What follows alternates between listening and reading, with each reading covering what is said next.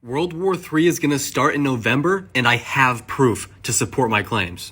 The U.S. State Department just approved over $1.5 billion worth of missiles to be shipped over to European countries. Check this out. The State Department backed a potential sale of 3,000 joint air-to-ground missiles to the United Kingdom worth almost $1 billion. And the company that just won this billion-dollar contract, Lockheed Martin. Finland and Lithuania have both been approved for anti-radiation guided missiles for the sale of $600 million. And the company that won these government awarded contracts, Northrop Grumman Corporation. But what I'm about to tell you is going to send you shivers down your spine. Let's see what he's talking about, because I have reason to believe he's not lying. On the surface, you're hearing that November may very well bring in World War III, but if you knew the setup involved in events leading up to this, it's going to blow your mind. I want you to notice how the North Node is in Aries, and we see Mars opposite Uranus right here from Scorpio to Taurus. The North Node you can see as destiny or a mission.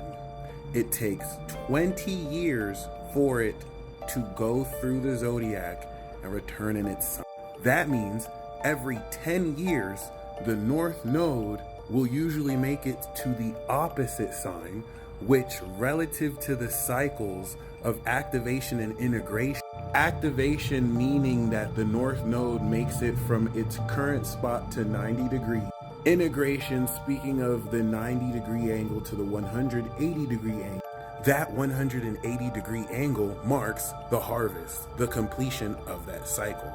And what's interesting about that is if you look at the North Node in Aries, as we are getting ready to reinitiate that new cycle in April, this also represents the completion of the cycle we began 10 years ago. Now, if we actually look at the chart for 10 years ago, we will see around 2014, the South Node is where the North Node is right now.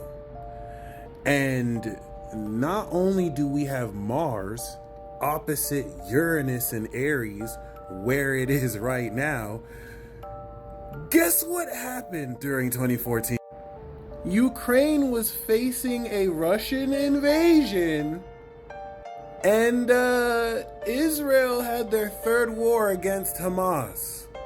So the reason why I wanted to make it very clear that everything you're seeing now is pretty much a climax of what's been happening over the past few decades and centuries is that we do see Mars opposite Uranus, which is a really good indicator to prepare you for the next cycle of war that you will not only see come suddenly and out of nowhere, but with Jupiter is probably going to be bigger than everything we've previously experienced. This current cycle is actually established on the precedent of the cycles that initiated them 6 months prior.